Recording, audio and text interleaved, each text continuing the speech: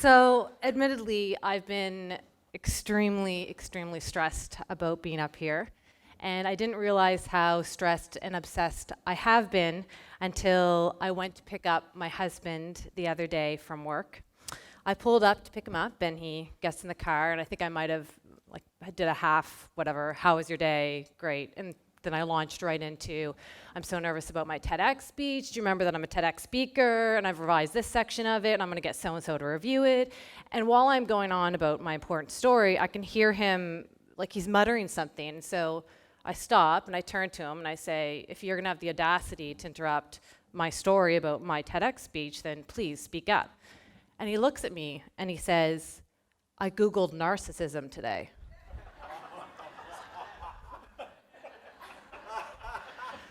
But I did, I reflected on what he said. I did, not for too long, because I had other things that I wanted to do. But I realized that I do have some narcissistic traits, it's true. But I'd like to think that those traits have lessened a great deal over the past year, since the beginning of a very new journey that our family has been on.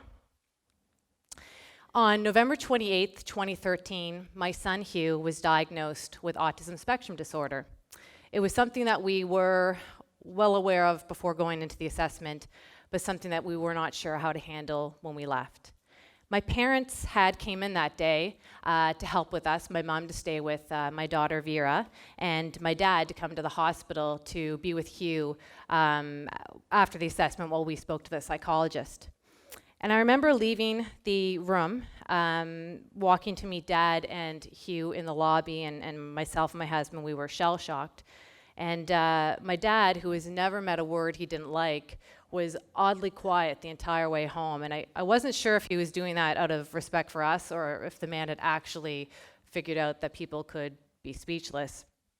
We arrived at our home, and Jeff, my husband, took Hugh for a Happy Meal, no judgment, it was a rough day.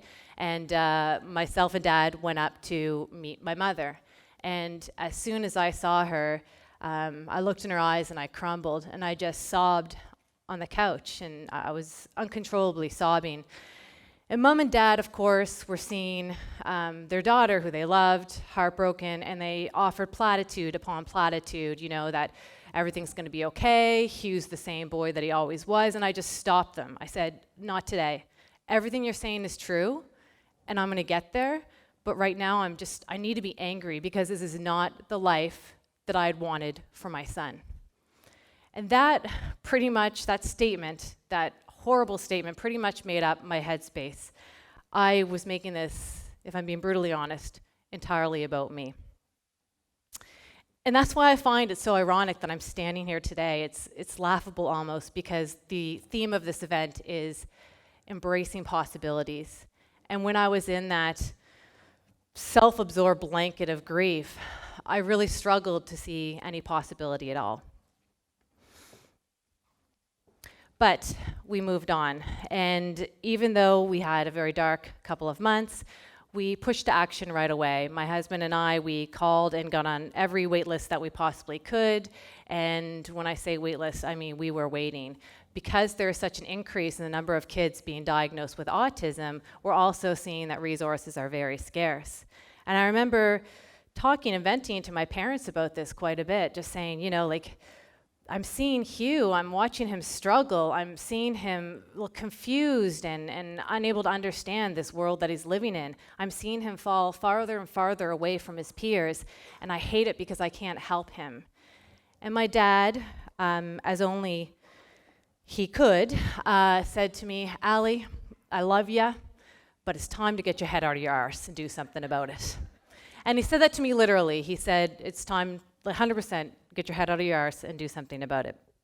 And so, with my head in the proper position, my husband and I began to read more. And we began to access more resources online. And not just the awful chat rooms that I was in previously, where Sally from Utah would offer up the helpful advice that her son got the autism from dryer sheets. We were actually visiting progressive websites, one of which is A Diary of a Mom. And A Diary of a Mom is written by a woman named Jess. And Jess is the mother of two beautiful children, one who is considered neurotypical or typically developing, and the other who is autistic. And what I admired most about Jess was her ability to navigate the challenge, to be able to navigate the journey that she's on, being honest and frank about the challenges that autism can bring, and they're very real challenges, but also celebrating each day the unique beauty that her daughter brings to the world.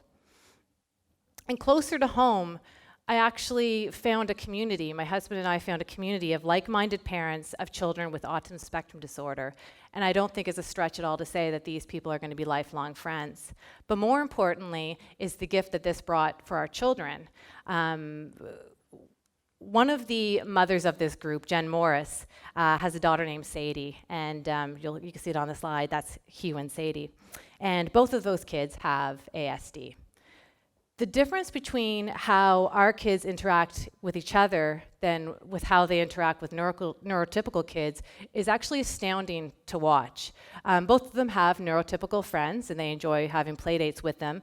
But when these two are these two are together, it's like a calm comes over them. There's a mutual understanding. They don't have to be pressured. They don't have to overexert themselves. It's an incredible relationship and one that we've really enjoyed watching.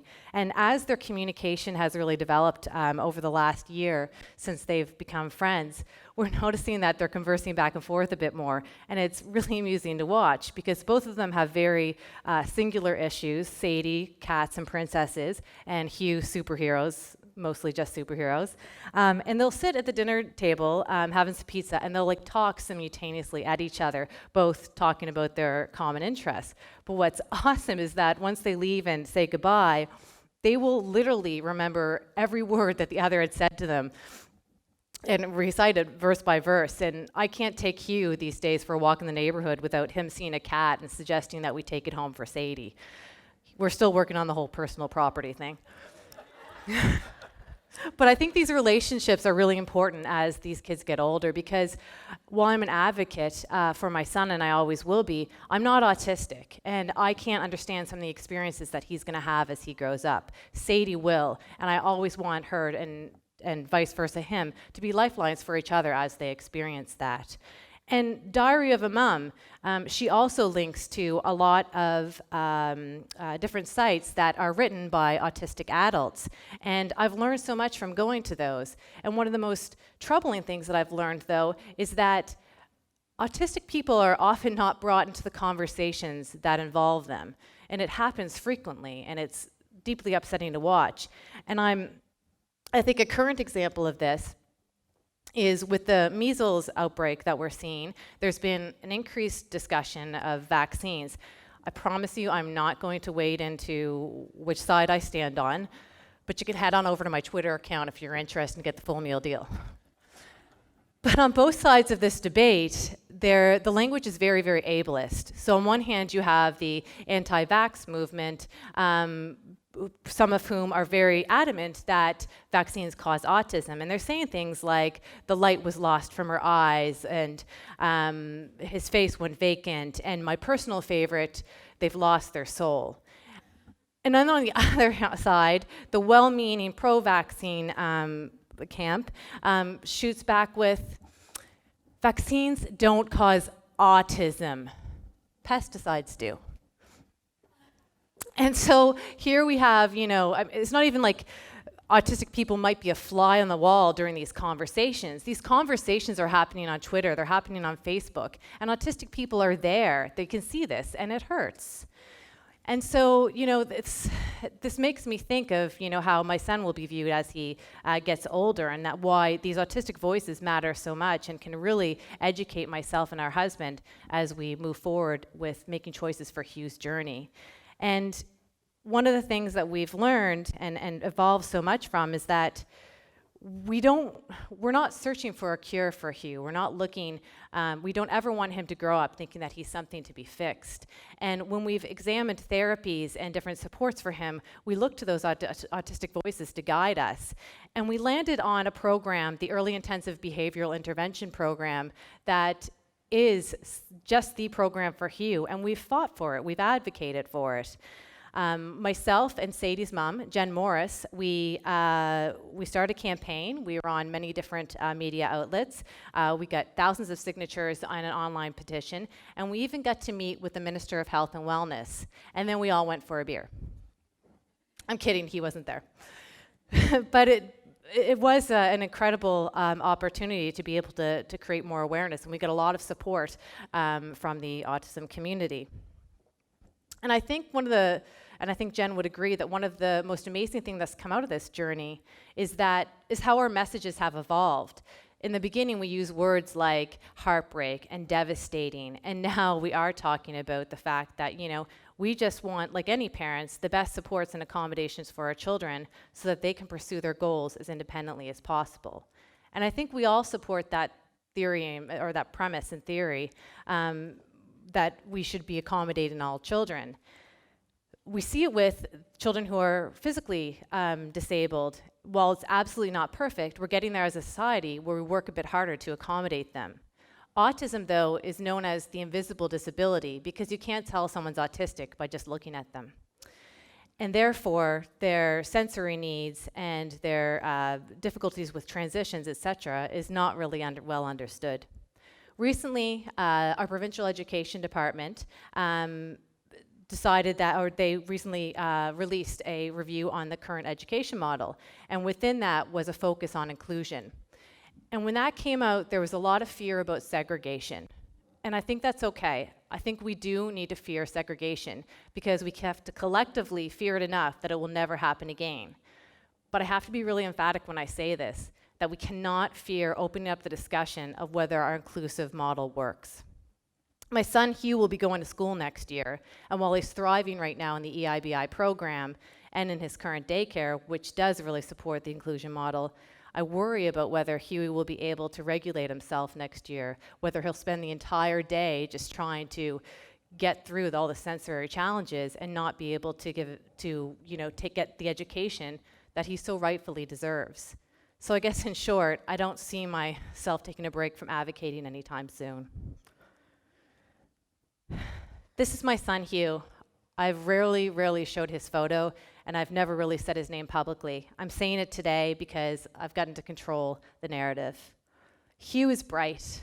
He's exceptionally gifted in that he has a photographic memory that allows him to remember his most cherished memories and relay them back to us years and months in advance, just verbatim from what he's seen.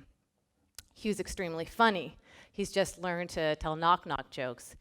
He's really only mastered one, but his execution's on point. Hugh loves his friends, and I just need to say that again. Hugh loves his friends because he now has them because of his support of teachers and the early intervention workers that work with him. He loves coming home and talking to them about us each night. Hugh loves his little sister. Most of all, he loves parenting his little sister, and he does it better than us most days. Hugh can balance on a pylon like a ninja. Bet you guys can't do that. Hugh is full of compassion, he's full of love, he's full of empathy, he's sensitive, and he can be emotional. And this is one of the biggest misconceptions about people on the spectrum, is that they have an inability to be empathetic and they have an inability to emote. Well, let me tell you a story that would probably blow that up for you. About a year or so ago, we told Hugh that we had a friend named Taylor coming over for a play date.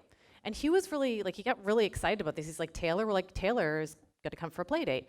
And we were shocked that he was so excited because, to be honest, he'd been pretty ambivalent in the past about play dates. So he went to the window and he started to wait for this Taylor to show up. And we were like, buddy, it's going to be a couple hours before Taylor arrives. And he just, no, I'm going to wait by the window. So fine, waited by the window.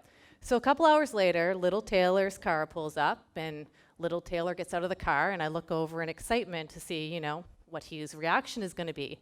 And I see him, and he falls to the ground like Scarlett O'Hara and Gone to the Wind, and he's devastated. And so, Jeff and I are just standing there with our coffees, and he finally composes himself, and he sits up and he says, "That is not Taylor Swift." And it wasn't. It was not. Hugh is all of these things, and Hugh is autistic, and you can't have one without the other.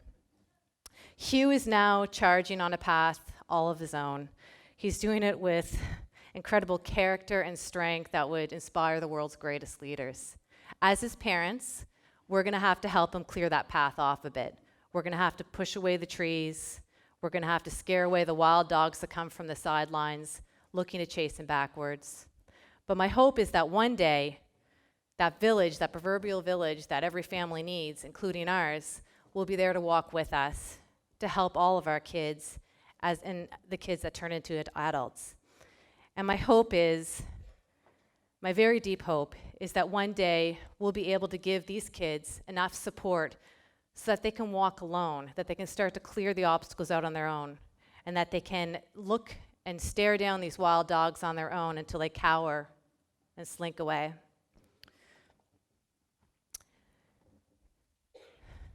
It's my hope that one day we'll be able to provide kids like Hugh and Sadie and all the adults that have come before them with the encouragement and support to participate and be active members of our society. And I feel like this is a really real possibility.